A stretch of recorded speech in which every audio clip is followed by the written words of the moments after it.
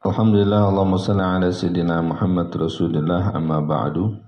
Masih membahas tentang anjuran tawadhu dan merendahkan pundak pangkat di hadapan orang mukmin.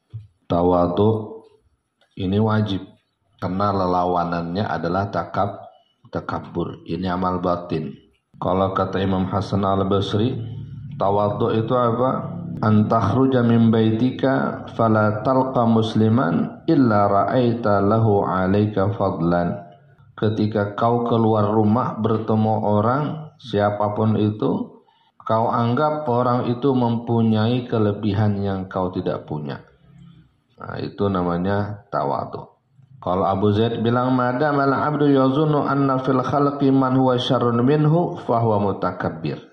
Selanjutnya lelawanannya adalah apa itu sombong? Sombong adalah selagi seorang hamba menyangka ada di antara sekalian makhluk ini orang yang lebih jelek dari dia, lebih minus dari dia, lebih kurang dari dia, fahuwa mutakabbir, itu dia sedang bersikap sombong.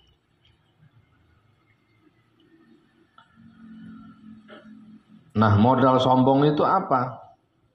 Yang pertama, wajah cantik atau wajah ganteng dengan badan perfect. Tuh modal sombong. Makanya bersyukur kalau kita hidungnya mungil. Ya. Bersyukur kepada Allah. Anfuka minka wa inkana ajza. Hidungmu itu milikmu, syukurin. Allah bikin seperti itu. Mungkin agar kamu tidak sombong dengan hidung mancungmu. Gitu. Yang kedua apa? Bisa jadi sombong. Punya harta banyak. Itu gampang kena sombong itu. Duduk nggak bisa sembarangan. Harus ada yang bersihin dulu. Bawaannya.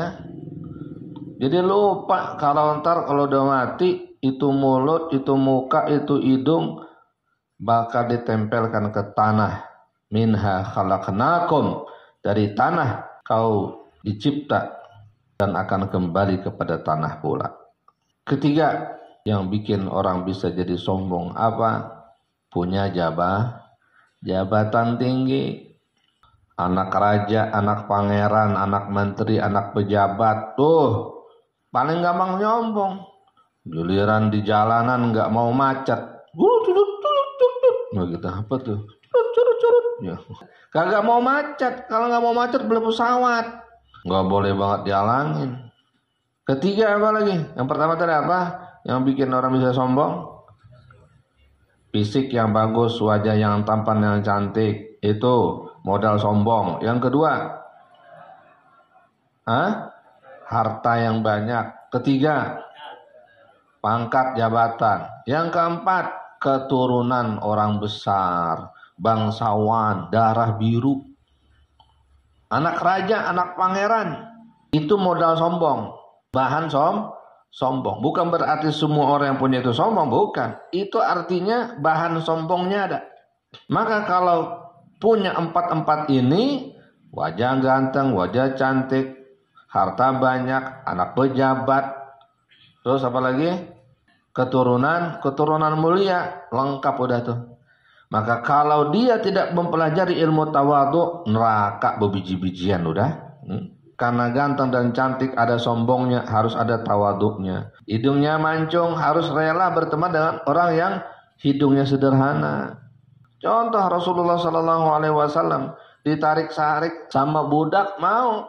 Dalam Siftudur dikatakan, iza da'ahul miskinu ajabahu ijabatan mu'ajjalah. Apabila diundang oleh orang miskin, maka beliau bersegera memenuhi undangan tersebut. Tawadhu. Siapa yang bisa mengalahkan kekayaan Rasulullah SAW? Beliau gunung rela jadi emas. Paling kaya Rasulullah. Tapi beliau memilih hidup sederhana. Sehari makan, sehari tidak. Bahkan kadang 3 hari tidak makan, tidak ngebul, sebulan 2 bulan itu dapur Rasulullah biasa. Agar tidak sulit mencontoh Rasulullah SAW.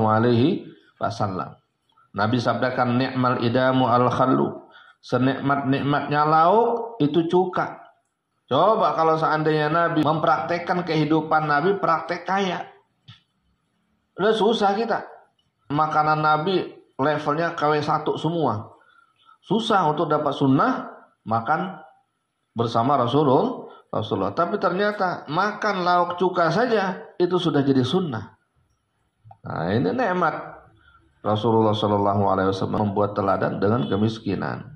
Jadi gampang untuk nyontoh. Maka bila memiliki keempat-empat ini wajib belajar sifat tawadhu dan mempraktekkannya. Agar apa? Agar jangan semua nikmat yang Allah berikan jadi nikmah. Lau du'itu ila qura'in aw zira'in la ajabtu. Kalau seandainya aku diundang untuk sekedar makan betis kaki kambing. Lah kaki kambing seberapa sih? Ya. Sop kaki kambing. Au zira'in atau pahanya. La ajabtu pasti aku hadirin. Enggak perlu muluk-muluk. Walau uhdiya ilayya zira'un. Kalau seandainya diberikan kepadaku sebagai hadiah kaki betis kambing, au qura'un atau pahanya, laqabiltu aku pasti terima. Rawahul Bukhari. Karena ada orang karena udah kaya dikasih hadiah sama orang miskin enggak mau terima, enggak level katanya. La haula wala quwata illa billah. Lagi banyak duit. Hati-hati. Sekali anjlok turun langsung miskin. Susah hidupnya. Kagak ada yang nemenin. Wa an Anas bin Malik radhiyallahu anhu. Kanat naqatu Rasulillah sallallahu alaihi wasallam atba'u la tusbaq. Anas bin Malik radhiyallahu anhu bercerita bahwasanya Rasulullah itu punya onta namanya atba. Jadi onta Nabi itu ada namanya, pedang Nabi ada namanya.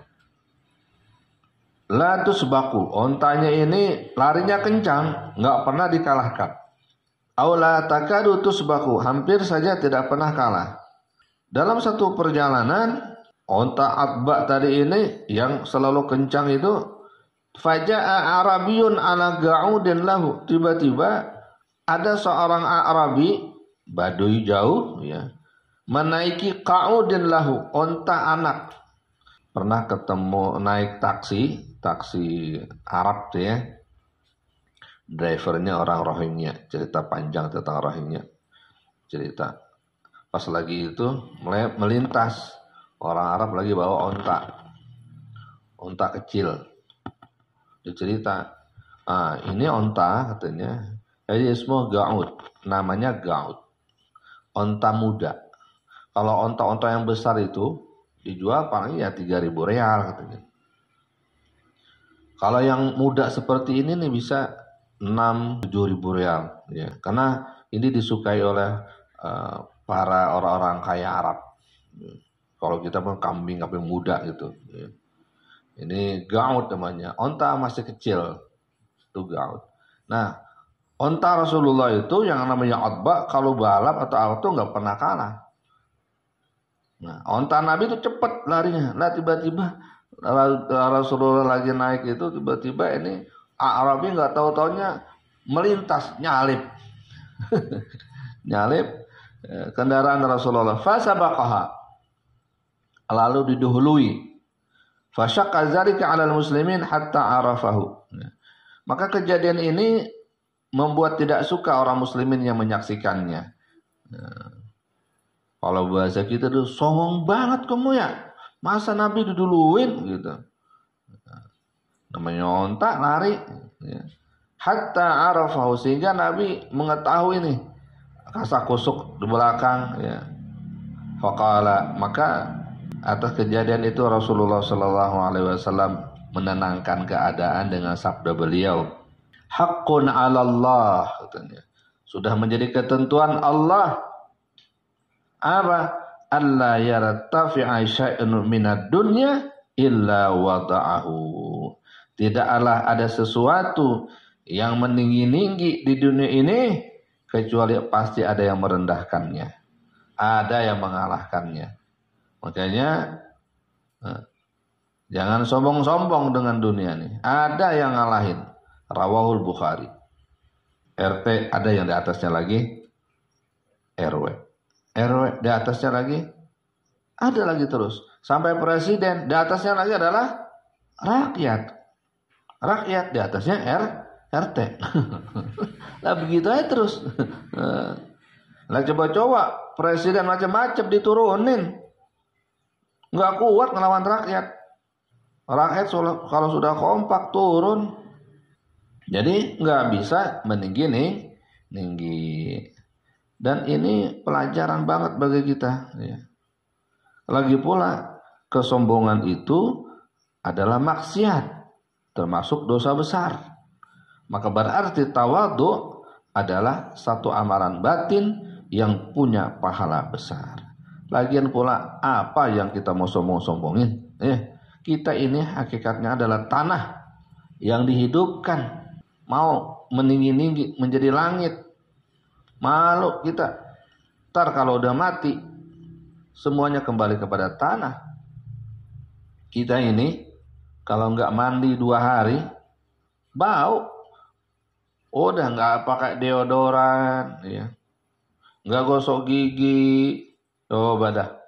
Udah apok bau. Mirip sama kambing, ya.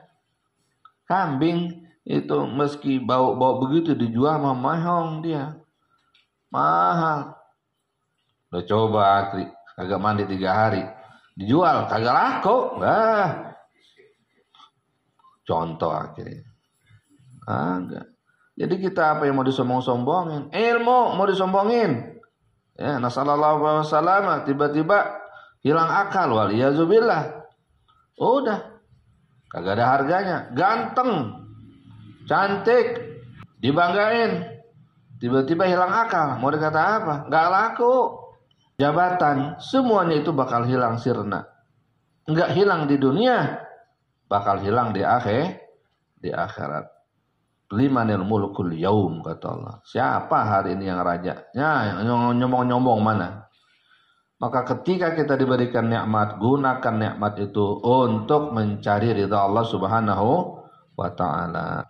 Jangan salah manfaatkan. Karena nikmat bisa menjadi nikmah apabila tidak disyukuri. Iqra.